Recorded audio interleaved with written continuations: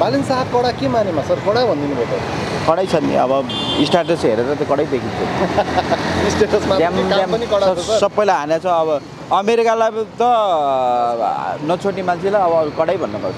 अहिलेसम्म कस्ता कस्ता ठुलो नेताले त भन्न सकेका छैन अब बालिन शाहले भनिदिएको अब कडा भन्ने पऱ्यो नि त मेरो उमेर 60 वर्ष भयो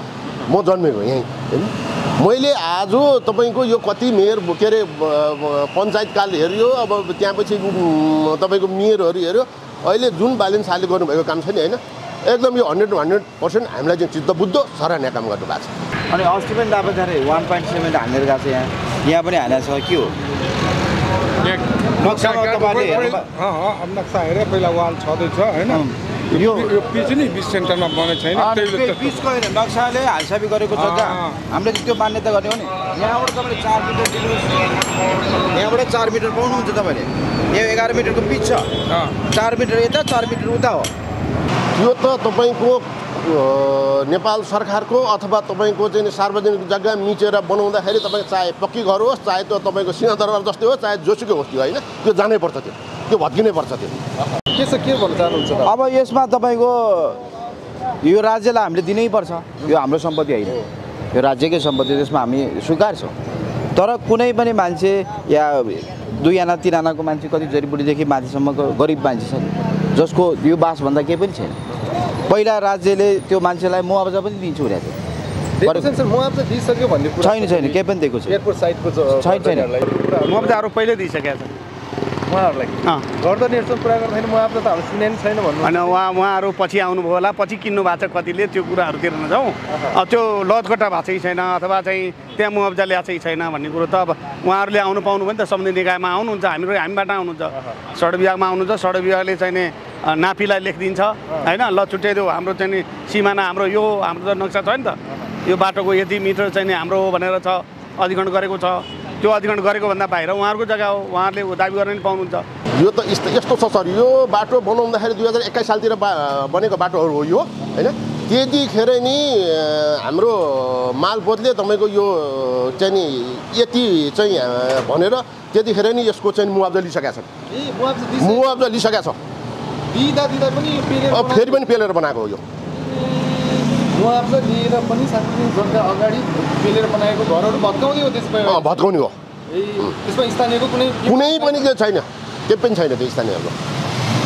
के छ सर महानगरपालिकालाई सुझाव के छ जसरी अगाडि बढिरहेको छ वडा कमिटीहरु महानगरपालिका के छ सुझाव छ अब महानगरपालिकालाई हामीले के सुझाव दिनु पर्यो बालिन शाह आफै सक्षम हुनुहुन्छ हैन त्यहाँ माथि नि हामी एउटा भोटर्स हामी जनताले दिनुपर्ने हो नि यो भन्दा बढी यसरी नै विकास गर्दै जाऊँ हैन मेरो यो शुभकामना उहाँलाई वडाको महानगरपालिकाको भूमिका चाहिँ के हो यहाँ महानगरपालिकाको भूमिका महानगरपालिकाले पनि यो निर्माणको लागि दुवै सडक विभाग महानगरपालिका संयुक्त रूपमा चाहिँ नै बाटो खोल्ने पहलमा हामी छौँ भनेको महानगरपालिका र सडक विभागको समन्वय हो समन्वय भइरहेको छ वडाले त्यसमा साथ दिइरहेछ 15 मिटर हो नि त 22 मिटरको छ यो तपाईले चाहिँ अब तपाईको यो हामीले छोडेर नक्सा पास बनाएको घर 15 मिटर छोडेर बनाएको अझ तपाईले उता हाल्नुहुन्छ भने त यो गलत छ नक्साले स्केच हानेर चाहिँ नाप्नु न तपाईँ रोड नापेर हुन्छ रोड बाङ्गो छ रोडको वालै छ साबिकदेखि त्यहाँ रोड बाङ्गो छ शुभ नाम हजुरको मेरो राजेन्द्र सापकोटा सडक विभाग अहिले सुपरभाइजर सडक डिभिजन काठमाडौँबाट यो चाहिँ हाम्रो 30 मिटरको बाटो हो जडीबुटीबाट पेप्सी खोलासम्म यो 30 मिटरको बाटोमा हामीले पहिला 22 मिटरमा चाहिँ नि एउटा वाल लगाएर हामीले बाटो फुटपाथ सहित बाटो चाहिँ निर्माण गरेका थियौँ यसमा चाहिँ दायाँ 4 मिटर बायाँ 4 मिटर 8 मिटर थपिनुपर्ने जम्मा दायाँ र बायाँ 4 मिटर थप्ने क्रममा अहिले हामी फेरि अर्को डिमार्केसन गरेर अब पुरै सडकको जग्गा जति पुरै लिनको लागि हामी अहिले मार्किङ गरिरहेछौँ 30 मिटरको कुरा हैन 30 मिटर मेरो नाम मनोज श्रेष्ठ यो त हामी मजाले गर्न सक्छौँ हामी त्यो अब तपाईको अहिले जस्तो हामीले जुन किसिमको एउटा लिडरशिप एउटा चाहिँ नि विकास गर्नुपर्छ भन्ने जुन हामीले एउटा नेता खोजेका थियौँ हैन त्यो चाहिँ हामीले बालिन शाहभित्र देखाएको छौँ भनेको के समस्या यस्तो छ यहाँ पहिलेदेखिको रोड अलिकति बाङ्गो छ भन्छ अनि उता पनि हालसाबी गरिसकेको छ यता पनि हालसाबी गरेको छ मान्छेले सबैको पूर्जा लिइसकेको छ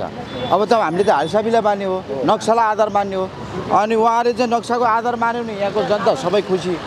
नक्सा समेत जस्तो छ नक्साले बताउँछ त्यहीमा हामीलाई ओके तर नक्सा पास गरेको 15 मिटर सरकारले ओडाले नगरपालिकाले हामीलाई नक्सा पास गरेर दिएकोलाई फेरि परेछ भन्दा त राम्रो जायज भएन नि त। त्यही भनेको नक्सा बाहेकको भइरहेछ अहिले बाहेक भइरहेछ उहाँ तपाईँको 160 170 दिइरहेछ हानिदिइरहेछ नक्सा पास गरेको घरलाई पनि। भनेको यो जुन घर तपाईँको यो चाहिँ पहिला पास गरेर नक्सा अनुसारै बनाउनु भएको छ छोडेर बनाउनु भएको छोडेर बनाएको छ त्यहाँको जुन नगरपालिकाको सिस्टम छ त्यो अनुसार बनाएको छ। छोडेर बनाउँदा अहिले के चिन्ह लाउँदाखेरि घरमा पर्यो ए पर्यो हालसाबी गरिसकेका जग्गाहरूको केसमा चाहिँ के हुन्छ हालसाबी गरेको त झनै ऊ भइगयो त्योभन्दा पहिला पनि अब लगत कट्टा गरेर बुझिसके अवस्था छ। भनेको अहिले जुन यो प्रोसेस भएको छ अब यो कार्यान्वयनमा जानलाई चाहिँ कति समय लाग्छ? अब यो त धेरै दिन अब हामी सूचना निकाल्छौँ छिटै सूचना निकाल्दा यो प्रक्रियामा अगाडि गइहाल्छ यो विस्तारको क्रममा यो बाटो अगाडि गइहाल्छ। कार्यान्वयनभन्दा अगाडि एकचोटि यहाँका स्थानीय अथवा जो घर धनीहरू हुनुहुन्छ होइन हामीले नापेकोमा चित्त बुझेन भने उहाँहरू चाहिँ हामी कहाँ आउनुहुन्छ उहाँहरूको प्रोसेसमा जान्छ नत्र भने यो प्रक्रियामा गयो भनेको छिटोभन्दा छिटो यहाँ चित्त नबुझ्दा त उहाँहरू आउनुहुन्छ हामीलाई उहाँलाई अन्याय परे पनि त हुनसक्छ नि त्यसमा हामीले नापी गरेर उहाँहरूलाई चाहिँ के हो उहाँहरूको हेर्छौँ तर त्यो होइन कि त्यस्तो अन्याय पर्ने गरी यहाँ केही भएकै छैन एकदम 4 मिटर बायाँ 4 मिटर दायाँ 4 मिटर बायाँ क्लियर छ। योभन्दा पछाडिकोलाई मुआवजा दिएको हो होइन त्यो चाहिँ सरकारले अधिग्रहणै गरेको त्यो मुआवजा दिएको छ। कति विवाद पनि भइरहेछ अहिले घर घरको लिएको पनि छैन मान्छेहरूले लिन बाँकी नै छ। यसको कुरामा चाहिँ यसको पहिला चाहिँ लगत कट्टाको चाहिँ जमानामा 21 सालमा लिएको हो 15 मिटरको लगत कट्टा गर्दाखेरि चाहिँ कोहीले लिए कोहीले लिएनन् आफ्नो ठाउँमा छ। त्यसपछि यो 15 मिटर कायम भयो यहाँबाट चोकसम्म जरीबुटीदेखि चोकसम्म त्यो 15 मिटर दिनलाई यहाँको जनताले नदिने भनेको केही छैन दिइहाल्छ तर 15 मिटर जस्तो नक्साले बताउँछ त्यसरी लिनु पऱ्यो नि। सरकारलाई अथवा स्थानीय सरकारलाई काठमाडौँ महानगरपालिकालाई सहयोग गर्न तयार हुनुहुन्छ तर नियमअनुसार होस् भन्ने कुरा अब उहाँहरू भन्नुहुन्छ रोड बाङ्गिया छ यहाँ छैन उहाँ छैन त्यो त प्राविधिकले हेर्ने हो नि त त्यो नभए तपाईँको यत्रो तलब राखेर नापी किन कार्यालय किन राख्नु मालपोत किन राख्नु उहाँहरूले दिएर सबैले जग्गा घर बनाएर के अरे लाल बजार लिएर नक्सा पास गरेकोलाई पनि अब अस्वीकार गर्ने भने त कुन निकायका चाहिँ विकासको काममा विरोध होइन जो समन्वय हुनु पर्यो भन्ने समन्वय होइन कि जे छ त्यो छ तथ्यमा जुन निकाय राज सरकारको उसमा छ नि जुन सरकारी नै जो नापी मालपोत भनेको सरकारी नै कार्य अड्डा हो नि त गोडा भनेको सरकार त्यसले दिएको म्यान्डेटलाई चाहिँ आधार मानेर दिनु पऱ्यो नि त नभए किन म्यान्डेट दिने किन नक्सा पास गर्ने नक्सा पास गर्नलाई पहिला गरिदिने अनि त्यही मान्छेलाई दुःख दिनु त भएन नि त्यो घर बनाउने मान्छे त अन्जान हुन्छ नि त उसलाई त इन्जिनियर हुँदैन के पनि हुँदैन इन्जिनियर त वडाले हेर्ने हो नापीले हेर्ने हो उसले हेर्ने हो उसले दिइसकेपछि अनि उसले फेरि तपाईँको मिच्या छ भन्दा त उसलाई पैसा नोक्सान हुन्छ उसको दिमाग टचर भयो सबै भयो नि त। हामीले त महानगरपालिकाले जति जे जस्तो अहिले जुन विकासको काम गरिरहेछ होइन हामी यसमा पूर्ण समर्थन एकदम म मात्र होइन म लगायत यहाँ हाम्रो काठमाडौँ महानगरपालिकाभित्र बस्ने जति पनि हामीहरू छौँ नि होइन सबैको समर्थनै छ। हामीलाई त विकास हुनु पऱ्यो ठुलो चौडा बाटो हुनु पऱ्यो के अरे तपाईँको आउँदाखेरि के अरे दमकल छिर्ने बाटो हुनु पऱ्यो एम्बुलेन्स दौडिने बाटो हुनु पऱ्यो होइन हाम्रो सबभन्दा खुसी कुरै हो। तपाईँको मिडिया मार्फत के भनिदिनुहोस् भने नक्सा जडीबुटीदेखि माथिसम्म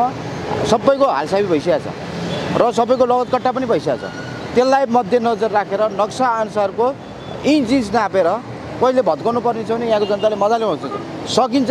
नगरपालिकालाई यो सन्देश पुगोस् मुआवजा पाउने होइन यो जनतालाई विकासको लागि अवरोध गर्दैन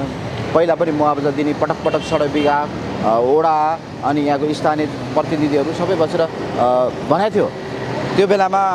बालेन सर जस्तो कडा मेयर आएको थिएन सबै पार्टीहरूका मेयर थिए ऊ पार्टीको ऊ भन्दै सबै पार्टीलेको नेतृत्वलाई सबै जनताले चिनेकै थियो मेरो छ है भनेपछि सबैले पोजिटिभ हुन्थ्यो मेरो मान्छेको पर्ने रहेछ भन्छ कुनैको एमालेको पर्थ्यो कुनै काङ्ग्रेसको पर्थ्यो कुनै माओवादीको पर्थ्यो त्यसरी बच्चा थियो अहिले स्ट्रङ छ स्ट्रङ हुँदा पनि बालेन सरसँग के भनेपछि नक्सा अनुसार चाहिँ लिन पर्यो।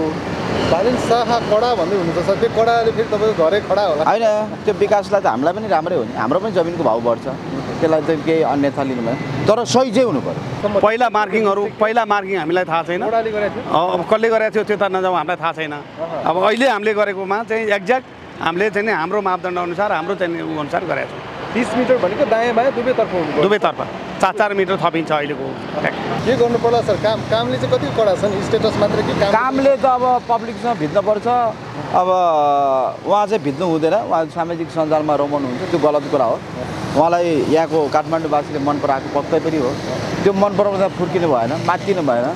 मात्तिएर उहाँले अब कोही मान्छे जनप्रतिनिधिदेखि लिएर कसैलाई पनि कदर गर्नु भयो भने उहाँ जसरी आउनुभएको थियो त्यसरी जानुपर्छ।